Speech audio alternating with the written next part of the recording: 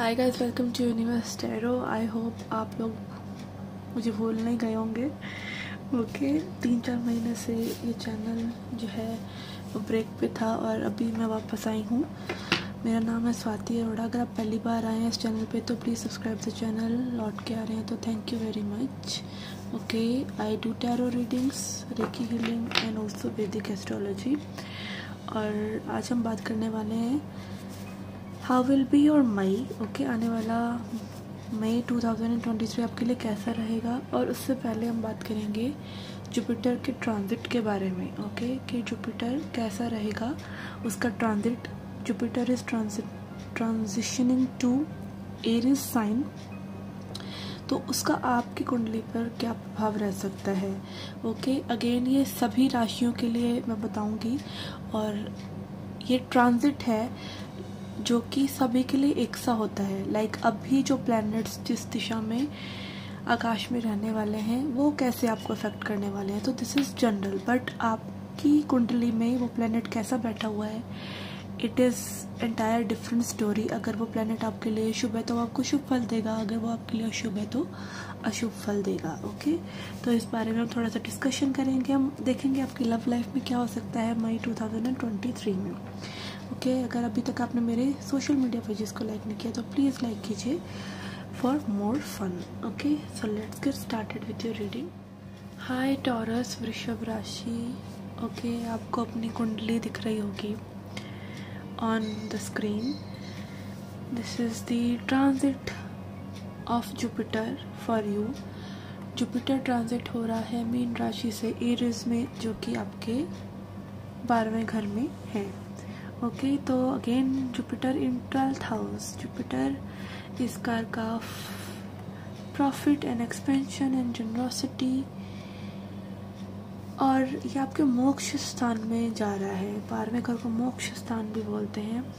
तो first of all तो Jupiter आपको स्पिरिचुअलिटी की तरफ इंक्लाइन करेगा। ठीक है, मोस्टली जुपिटर जो है वो टॉरस असेंडेंट के लिए यानी वृषभ लगन के लिए मेलेफिक होता है, फंक्शनल मेलेफिक होता है, क्योंकि 11वें और 8वें घर का लॉर्ड होता है। तो यस, यहाँ पर अगर तो जुपिटर आपकी कुंडली में बहुत ही अच्छा बैठा हुआ है, ठीक है, तो आपको जुपिटर से होने वाले हार्म जो अभी 1 साल में हो सकते हैं, क्योंकि Jupiter is respecting your 4th house, 6th house and 8th house. Okay, तो 6वां और 8वां घर जो है थोड़ी दुविधाओं का घर होता है। तो अगर तो जुपिटर आपकी कुंडली में बैठा हुआ है अच्छे से, तो फिर तो आपको ये दुविधाएं कम होंगी, नहीं तो आपको थोड़ी दुविधाओं का सामना करना पड़ सकता है। अच्छा बैठा है तो उन्हें जो दुविधाएं वो कम हो जाएंगी, जो आ सकती थी इस साल में वो कम हो जाएंगी। और अगर तो जुपिटर थोड़ा मैलेफिक बैठा हुआ है आपके कुंडली में तो यकीनन वो आपको कष्ट दे सकता है। ठीक है, तो बात करते हैं आगे। ठीक है, फर्स्ट ऑफ ऑल तो जुपिटर आपके 12वें घर में प्रस्थान कर रहा है, विच इज़ योर मोक्ष स्थान। तो अगेन स्पिरिचुअलिटी की तरफ इंक्लिनेशन होगा, जैसा मैंने कहा। वहाँ से जुपिटर आपके 4th हाउस को देखेगा। 4th हाउस यानी गृहस्थ सुख का घर। ठीक है, तो जुपिटर आपको आपके घर बार, फैमिली से रिलेटेड अच्छे रिजल्ट्स दे सकता है, रिलेशनशिप सुधर सकते हैं। ठीक है, and 4th house is also house of your land, your property. तो ये आपकी प्रॉपर्टी बनवा सकता है। ठीक है, आपको कोई पैतृक संपत्ति भी मिल सकती है। ठीक है, ये सब आपके साथ हो सकता है अगर जुपिटर आपकी कुंडली में अच्छा है तो। एंड 6th हाउस को देखेगा जुपिटर, 12वें घर से 6th हाउस को देखेगा अपनी 7वीं दृष्टि से, which is again as I said कि अगर जुपिटर आपकी कुंडली में अच्छा है तो आपको 6000 यानी रुकावटें, ठीक है, 6000 यानी डिसीज़ यानी हेल्थ इश्यूज़ यानी छोटे मोटे रुकावटें, लीगल कोर्ट केस वगैरह, तो जुपिटर आपको इन सब चीज़ों से बचा लेगा। नहीं तो इन चीज़ों में आपका वक्त ज़ाया भी करवा सकता है। It is all about your own particular कुंडली, ओके। क्योंकि अगर ऐसे एरीज असेंडेंट की मैंने रीडिंग करी, एरीज लगन की, उसके लिए वो फंक्शनली बेनिफिक हो सकता है, तो फिर भी हम बोल सकते हैं कि अच्छी रिजल्ट्स ही आएंगे। बट क्योंकि टॉरस के लिए इट इज़ अशुभ टेम्पररीली, तो आपको वो रिजल्ट्स थोड़े बुरे भी आ सकते हैं। Again consult your astrologer. और इसके बाद बात करते हैं आपके 8th हाउस की, कि जुपिटर आपके 8वें घर को देखेगा, जो कि उसका है तो अपना ही हाउस, ओके। तो यहाँ पर वो उसको अच्छे रिजल्ट दे सकता है, यानी कि आपका कुछ हिडन सीक्रेट्स आपके या हिडन टैलेंट्स उभर कर आ सकते हैं। लोगों की हिडन चीज़ें आपके सामने आ सकती हैं, कुछ चीज़ें छुपी भी आ सकती हैं, हाई प्रॉफिट्स हो सकते हैं आपको, ओके। अनएक्सपेक्टेड इनकम हो सकती है आपको कहीं से। एंड ऑल्सो आपका अकल्ट की तरफ या किसी रिसर्च की तरफ, अकल्ट यानी यही टैरो रीडिंग, हीलिंग, एस्ट्रोलॉजी, इनकी तरफ आपको झुकाव करवा सकता है जुपिटर, या फिर आपको कुछ ना कुछ रिसर्च में डाल सकता है, ठीक है। रिसर्च किसी भी चीज़ की हो सकती है, okay. So this is your Jupiter transit report for this year, और ये पूरे साल ऐसा ही रहेगा, okay. Again consult your astrologer for particular advice और remedy, okay. Okay, let's see now your love life reading. पर उससे पहले हम देखेंगे आपकी एनिमल स्पिरिट मैसेज, ओके। आपके लिए कौन से एनिमल का मैसेज है? वी हैव चीता, ओके। चीता is all about speed, okay.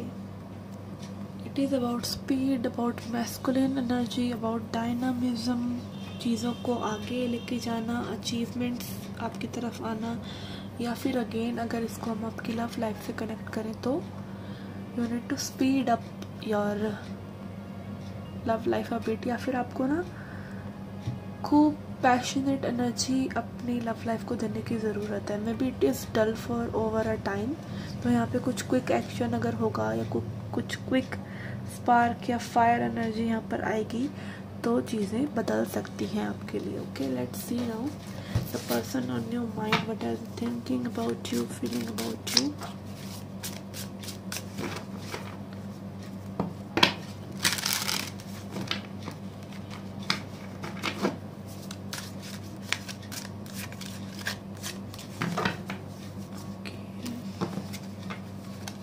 We have judgment. Yes, it is a wake-up call for you.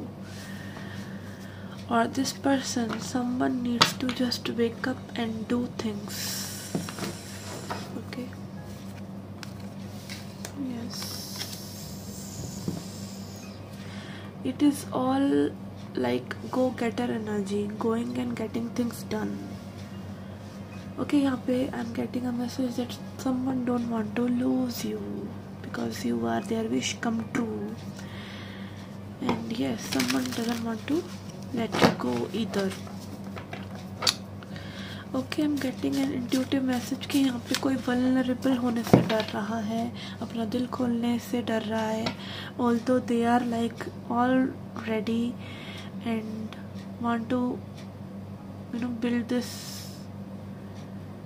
world thing, like you are their world, okay. And also like they want to build with you, okay. I don't know why I'm getting this message, but yes, this person चाह रहे हैं कि आगे बढ़े, चीज़ें complete हों, fulfilment हो, okay. But something is stopping them. May be इनको ये डर हो सकता है, अगेन चीता energy, quick energy, masculine energy, because it is about getting things done. If they started, if they have to like finish it, and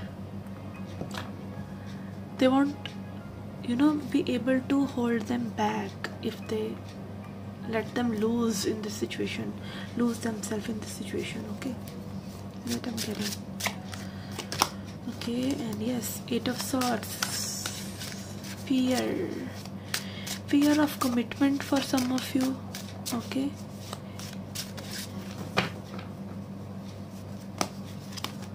and High Priestess. Yes, they want to hide this. Okay, they want to hide this. And High Priestess energy can also be like, you know it already, so nothing is hidden actually. Okay, यहाँ पे मैं भी हमेशा feminine energy वाला जो person होता है relationship में, उसको सब कुछ ऑलरेडी पता होता है, बिकॉज फेमिनिन एनर्जी वाला पर्सन, चाहे वो मेल हो चाहे वो फीमेल हो, they are blessed with intuition, they are blessed with emotional intelligence of course. तो मैं भी यहाँ पे someone already knows what is up to this person mind. आपको अपने पर्सन के माइंड में क्या चल रहा है सब पता है, बस आप एक फ्लो में चल रहे हैं ये सब पता होते हुए भी, because at the end of the day चलती तो मैस्कुलिन एनर्जी की ही है घर में, समाज में. ओके, हालांकि ये जो स्पिरिट वर्ल्ड है, जितना भी वर्ल्ड हमको दिखाई दे रहा है, total form is feminine, it's not masculine. But ये हो किसके इशारे पे रहा है? हो तो ये महादेव के इशारे पे ही रहा है ना. ठीक है, तो यस, अगेन महादेव मतलब अवेयरनेस. जो भी फॉर्म बिल्ड होता है, जो भी क्रिएशन होता तो वो अवेयरनेस के अंडर ही है ना, उस हिसाब से. Otherwise it is destruction. अगर वो सोच समझ के किया गया काम नहीं होता है तो वो डिस्ट्रक्शन भी तो होता है. ठीक है, तो यस, यहाँ पे someone knows what is in the opposite gender's mind, and maybe this person also believes in keeping secret. Okay, इनकी भी इंट्यूशन काफ़ी शार्प हो सकती है और ये सब चीज़ों को समझ कर ही आगे बढ़ना चाहते हैं. This person can be a fire sign. Okay, और मैं वो हर कार्ड के ऊपर वो नहीं बोलती हूँ कि एरियस सैजिटेरियस हो सकते हैं पर्सन, ही हो सकते हैं. तो साइंस सभी होते हैं टैरो में. साइंस आपकी कुंडली में भी सभी होते हैं. वो आपको कहीं ना कहीं किसी न किसी हाउस से फ़र्क आपकी लाइफ पे डाल ही रहे होते हैं. तो अगेन, क्या आप एक ही तत्व के बने हैं? आप पांचों तत्व के बने हैं ना. पांचों तत्व ईथर है, पृथ्वी, अग्नि, जल, आकाश और ईथर. आप इन्हीं चीज़ों से तो बने हैं ना. तो कैसे हो सकता है कि आप एक तत्व के हैं और दूसरे के नहीं? आपके अंदर सभी ट्रेड्स होते हैं. ठीक है, पर यही होता है बस कि कोई कम होता है, कोई ज़्यादा होता है, ये होता है बस. Okay, we have 4 of Wands. Yes, completion, fulfillment. World energy, 4 of Wands is talking about it's a done thing. Okay, आप लोग दोनों को ही मुझे पता it is done, but it is just about timing. Okay, and yes, 6 of wands. ये चीज़ बहुत quick भी हो सकती है कुछ लोगों के लिए. आप में से कुछ लोगों के लिए this can be like very quick. May be में ये चीज़ें काफ़ी ज़्यादा बदल सकती हैं. ओके, बट अगेन यहाँ पे it is all about getting started. It is not about finishing things, it is about getting started. Okay, let's see few more cards. then हम देखेंगे spirit का message. we have King of Swords and Knight of Swords. yes, यहाँ पे too much thinking is going on. and Queen of Cups.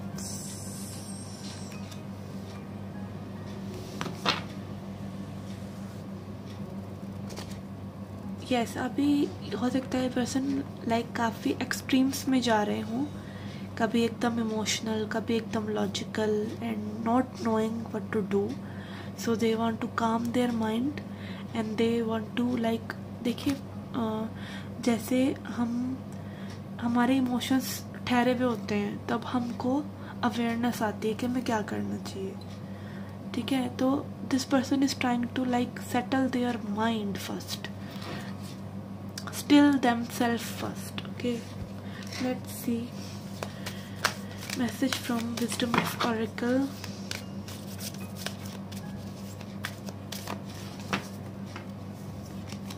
Okay, we have truth be told, such is going to come out, this mask is gonna go. Okay again wisdom से जुड़कर, wisdom अपने owl क्या है, owl again I talked about intuition, I talked about wisdom, तो again owl is all about intuition. अपनी intuition की खिड़कियां खोलकर ये पर्सन आपके सामने आने वाले हैं। Again it can be like you dropping your mask और this person also dropping their mask, and this will come with time, okay, with correct timing. जब यूनिवर्स की ऊपर से आपके ना भगवान जी ऊपर से डोरियां इधर उधर करेंगे ना, फिर हो जाएगा काम। Okay okay, let's see a message from angels and ancestors to end the reading.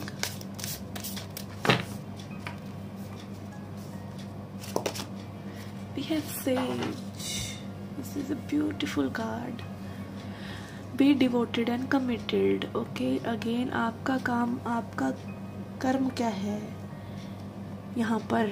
आपका काम है डिवोटेड रहना और कमिटेड रहना। पर आप देख सकते हैं कि जो डिवोशन है, ये जो कमिटमेंट है, भक्ति कह लीजिए, लव एंड भक्ति is you know same vibrationally. Okay, तो यहाँ पे देखिए डॉग भी बाहर लॉयल्टी की हुंकारें भर रहा है, ठीक है। तो यस, ये क्या है, ये आपको क्या लगता है, इसके लिए कुछ करना पड़ता है क्या, डिवोशन के लिए या कमिटमेंट के लिए?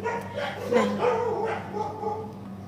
Okay, sorry for the background noise. I was saying कि डिवोशन के लिए आपको कुछ कर्म करने की ज़रूरत नहीं है।